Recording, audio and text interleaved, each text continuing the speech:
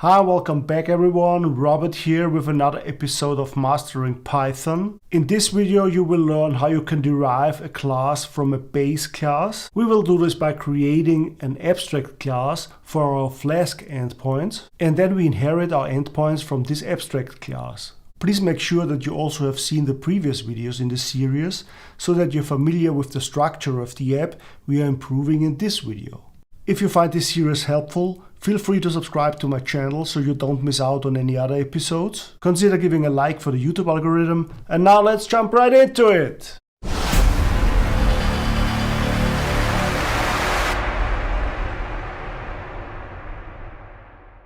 Alright, we are back in the Visual Studio Code editor where we left off in the last episode. Last time we created a class endpoint hello world that registered a unique endpoint in our Flask app. For this purpose we passed our Flask OOP class to the constructor of this class, and we stored the Flask OOP class in an attribute of our class. However, storing the Flask OOP class as well as the register endpoint function are both tasks that we literally need for any endpoint, and not just for the hello world endpoint here. Therefore, we will create a base class from which we will inherit this functionality. For this purpose, we create a new Python file and we name it endpointabstract.py. And we open it. Again, you can name this file as you like. However, I decided to name it endpoint_abstract so that it's clear that this file will contain an abstract class. An abstract class is a class that you cannot instantiate. So you have to inherit from this class and potentially extend it before you actually can use it. So first we switch back to our endpoint hello world class. And here we basically copy the functionality that we need in all endpoint classes.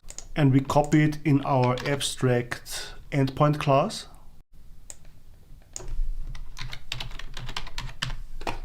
And we also move the register endpoint function from the endpoint hello world file to the endpoint abstract file. Now, in order to make this endpoint abstract class a real abstract class, we have to derive it from a so-called ABC class, which stands for abstract basic class. So we first have to import this ABC class from ABC import ABC. And now we can derive our endpoint abstract class from ABC. Next, I create the class attributes that we need in all derived classes. These are basically the attributes that we set in the constructor of the endpoint hello world class. This is not absolutely required, but it definitely improves the readability of your code. And that's basically your abstract class from which you now can inherit. So we switch back to the endpoint hello world file, and here we import the endpoint abstract class. From endpoint abstract import endpoint abstract. And now we can derive our endpoint hello world class from the endpoint abstract class.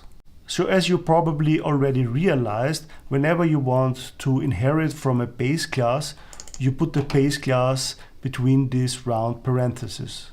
And here in our constructor, we now don't have to store the Flask OOP class anymore, since this now is performed by our base class here. So we can delete this line here, and all we have to do is to call the constructor of the base class. We do this by typing super.init Flask OOP. Now we save the file and we run the app from the command line with python app.py and enter. Now we can open the app in the browser and see the results. Everything works great. Now if you want to create another endpoint, you simply can copy the endpoint hello world class here and rename it to whatever you like. For example, I name this endpoint index.py,